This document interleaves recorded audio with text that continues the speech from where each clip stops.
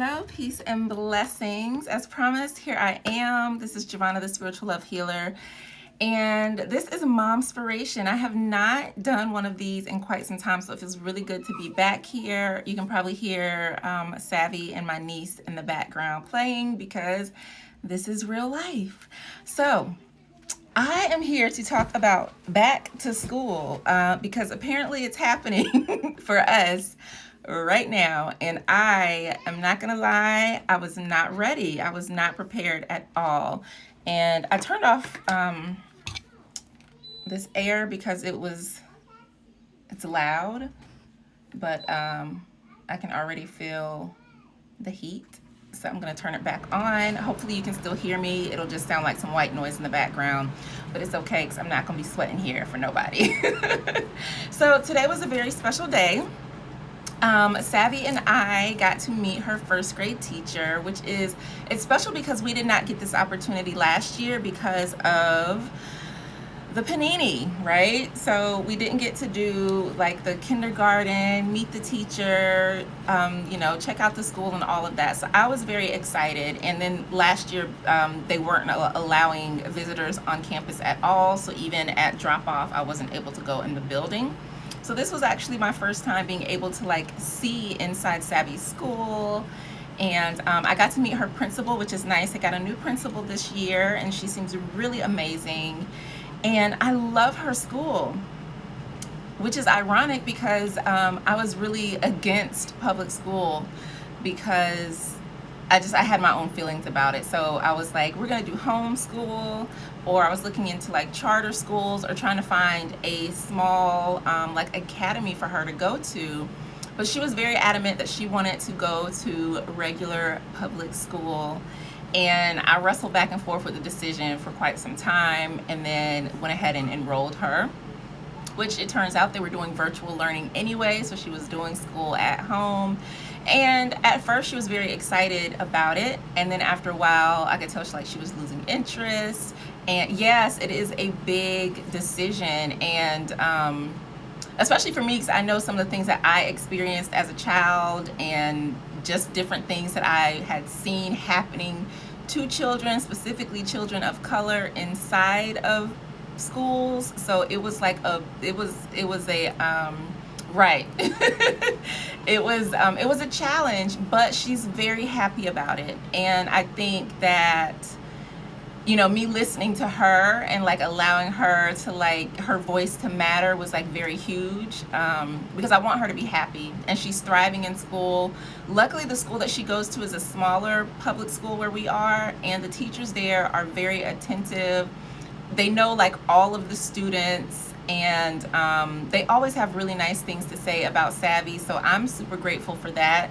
So I might not have gotten my wish, but there are still some benefits to that because she is in like a smaller school, and the teachers there, like I can tell like they genuinely care about their students and they love what they do. So I'm very grateful for that in that respect. But we had like the teacher meet and greet, and for some reason, because like back when I was going to school, like summer always ended like the third week of August. So I had like planned a week off to like prepare for like back to school, to do shopping, to like make sure her she was back on like a normal schedule. Because like during summer I'm very like relaxed, so we just I let her stay up a little later, things like that. I'm not too pressed about a bedtime during summer. School starts Monday. And I was not aware, which is interesting because when I got groceries last time, I started buying like the normal things that I would get for her school lunch. So I'm super grateful that I did that. And at first I was like, why am I buying all this stuff? Like we don't need it. But I guess my intuition was like, yes you do. So I'm grateful for that, so we can like get pack lunch and all of that, because otherwise I would have been like, what you mean? So I'm very prepared in that aspect, but still it's like now I have to like hurry up this weekend and reset both of our schedules and everything, because I've been allowing myself to sleep in the morning because I was like, yay, I don't have to get up and drive you to school. So yes, we are in a hustle this weekend. And like usually too, I took off that time because I was like, we got to get to the beach. I have not been able to get us to the beach this summer. It's also been very hot, so it has not been as big a priority. I do love going to the beach in like off season though, like going in like autumn and even like in winter for some reason I love. But yeah, so I've got to make it up to her to get her to the beach because our plans are not going accordingly. But I'm excited. She's excited about school. She wasn't really thrilled at first because she was like, wait, that means summer is over. And I'm like, it does. So y'all, my baby's going to first grade. Oh my gosh. Right, it is. It's a different, it is a different vibe. It's not as crowded. It's not as hot. So, and some days, I'm in the South, so some days it's still like a little warm where you can still like be comfortable there and not like shivering at the beach. But it's good. It's good to experience in all seasons, I believe. I just was not finna be out there sweating in the sun because not this year. The sun is being very sunny. That's all I'm gonna say. So, I don't know if I just had my calendar off or if things changed because of the pandemic. Why? Oh, that's awesome. I bet they are excited. So are they doing in-person school? My oldest daughter was a senior last year, so they did not get prom or like the traditional graduation because of the pandemic. Now, or not year last, was it last? When did, was it last year? I'm sorry, my math is not working right now. It was the year before last. I think the pandemic stuff started right as she was to graduate. And oh, that's awesome. At least, yeah, they're probably excited that they can like have that experience and be back in the classroom with their friends and stuff that last year. My daughter missed out on that. And then she had to start college at home in her bedroom, which was not ideal for her. But this year they're opening campus, so in August, like the middle of August, she'll be moving up to college. Yes. So I'm just like, oh, my heart. But I'm excited for her. I'm excited that she's gonna get that experience. I'm excited that she's gonna, get that independence to like start to expand as a young adult, and I really trust in her to make smart decisions. And she has a really great roommate. Yeah, you know what, that is so true. I think that we often don't understand the impact that this pandemic has had on children. Like so Savvy is 6, so when she started kindergarten she was 5, and I saw like it didn't come out as frustration, but like the angst, like oh, this is boring me, like I'm not here for it. It has been rough for children emotionally, children of all ages. And I hope that institutions are giving them like grace to like not try to perform and putting pressure on for test score. Like everybody has been through some rough stuff this past couple years, and I think we all just need to take a big breath in and a big exhale to like settle into how things are shifting now that things are starting to like quote unquote reopen and people are going back to school, back to work, businesses and restaurants and all of these things are opening. Well, here there wasn't a ton of changes here where I live. It almost seemed like there was nothing going on because sometimes people may have on masks, sometimes they wasn't. I heard that some clubs and stuff was still open throughout the situation. So I think just depending on where people were and how hard they experienced the pandemic, things might have been different. But I'm glad that, yes baby, Savvy wants to say hi. They can't see you. Yes, breathe. It has been a mess. It has been. Yes, children, can you guys go sit down and play while mommy talks? Thank you. Okay, you coloring? Okay. They wanted to come see. I'm talking to Instagram on social media. Yeah. She says hi. So yeah, I'm excited for them, and it also for me, because she will be back in school, that opens up a little more of my day to do things. But it also takes a chunk of time out of my day too, because I do have to drop her off and pick her up. But overall, like, I'm excited. I'm excited about what this means. I'm excited for her to get that learning experience and to socialize a little bit more also. And one of the things I would love to do is get her in some sort of like program. So I'm looking into like gymnastics lessons. So she's very interested in ballet and tap. So trying to find something for her that she likes so that she can express herself. So I think when we can find like their interests or their talents and nurture them at an early age, instead of saying, okay, well, I used to play the violin and I loved it, it was fun. So instead of me saying like, I used to play the violin, so you need to learn it. Like, if that's not her interest, I want to find something that she is interested in and let her nurture that talent or, interest or gift or whatever, so that she has something to like keep her busy and be joyful and fun. They're smelling my incense. Be careful, don't get too close so you don't burn yourselves, okay?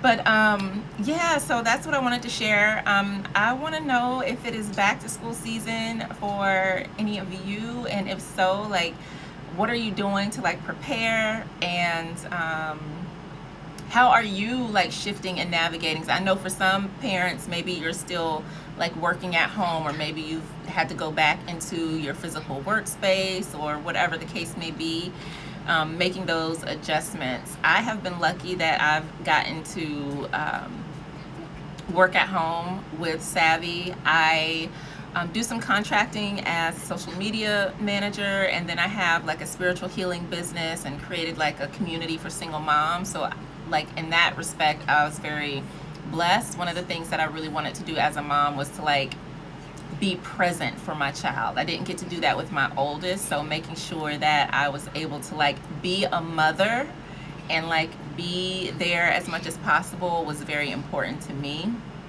And I know not everybody gets that sometimes, and it was the hardest thing for me when I had her and my job started calling like, okay, well, your 6 weeks is up, when are you coming back to work? Like, it was like going back to work after having her was like the hardest thing to do. And it also made me realize just how little support we have in this country when it comes to parenting and employment and things like that. I think that corporations, especially large corporations, like there should be some sort of on-site childcare. While I was out on maternity leave, they changed my schedule. And then my schedule was changed where the time I had to leave for work, there were no child care centers open. Luckily, my dad had just retired, and my mom's schedule was a little different, so they were able to be there for her. But if it were not for my parents, like, I don't know how I would have been able to like get her to child care and get to work on time without having to change my schedule and then be in a position where like I'm never seeing my child.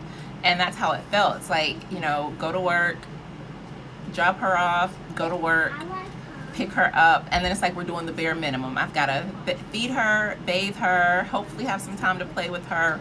But then because I had to be to work so early, it's like then we have to go to bed. So it was like I felt like I was not able to like live and like be there for her. So I'm grateful that I was able to create a life where I was able to do that and really be present for her and do things like, even though she wants to ride the school bus, I'm like, yay, I get to drop her off. And she's like, I don't want to do that. I want to get on the bus. Yes. I think that, yeah, grandparents, being able to have them to lean on, I think is beautiful. And it's unfortunate that not everyone has that. I've heard from so many, especially younger single moms that may have become teen moms, where their parents are just like, okay, well, you wanted to have a baby, so go figure out life. We're not babysitting. Don't ask us for nothing. And then, they're trying to figure it out. And I think that's so terrible, which is like one of the things that I've always like wanted to do because of my experiences as a young mother, was to open some sort of like foundation or I forget, it's not coming to me, but like somewhere where like a young teen mom or just young mother who may not have family support, like a place for them to like live, to learn schools, have childcare so they can like either finish school or get a degree, whatever, work, like help them to succeed in life, to like give them a foundation. Because if you're out here and you're trying to work and you're trying to save money, like that's, I just feel like that's just, it's not beneficial to the child, it's not beneficial to the mom, and there's better ways to do things that really provide support, exactly, that provide support, provide financial support, housing support, healthcare support, so that you're not stressed and you're not out here slaving away at some minimum wage job when you could be spending time with your child or learning a valuable skill, going to nursing school, or whatever it is that you want to do, like supporting them so that they can live a good life, so that they can live abundantly ever after and be able to provide for their child instead of getting out here in struggle mode. Like that's not it. And I see that story for so many women, and it doesn't have to be that way. So that's why I'm like always like advocating for women, for like not mental, emotional, spiritual, and financial health, healing, and well-being is so, so important. And that way, when our children grow up, they are not used to struggle. They are knowing a life, what life is like with abundance. They are knowing a different life where their mom was not stressed out all the time trying to figure out, how am I going to put food on the table? How am I going to keep these lights on? And all of these things. Like, and it breaks cycles of generational, it breaks cycles. It just breaks cycles, period. And I think that's very important, especially for our communities, that we are resetting some of our familial foundations and things like that. That is beautiful. I'm glad she doesn't have a clue about any of that, because it does something different to our mindset. When you're used to seeing somebody struggle all the time, like you start to think that's normal. And so you start to think, okay, well now I've got to struggle too, instead of thinking like, yeah, like no, like life is abundant. There's like good things. I can do anything with my life. I don't have to struggle. It's a completely different mindset when you're not exposed to certain things. So I think that's very beautiful. And that's what I want for everybody. That is what I want for everybody. So I am going to shut this down. It was a beautiful, beautiful blessing speaking with you. So thank you for coming in and watching and joining. I will be hosting a live journaling workshop I'm hoping by next week. I'm working on getting everything together now. It's all about journaling for renewal and like restoration, reconnecting to like truly practicing self-care, connecting with goals, and really putting yourself in a position to win. So I hope that you will join me. I'll be sharing more about that soon. Thank you. I'm glad that you enjoyed it, and I will see you again. For more details, you can find me, or just click the link in my bio. It has like all the different things I have going on. Happy back to school season. Happy Leo season. Happy summer. And I'll see you soon.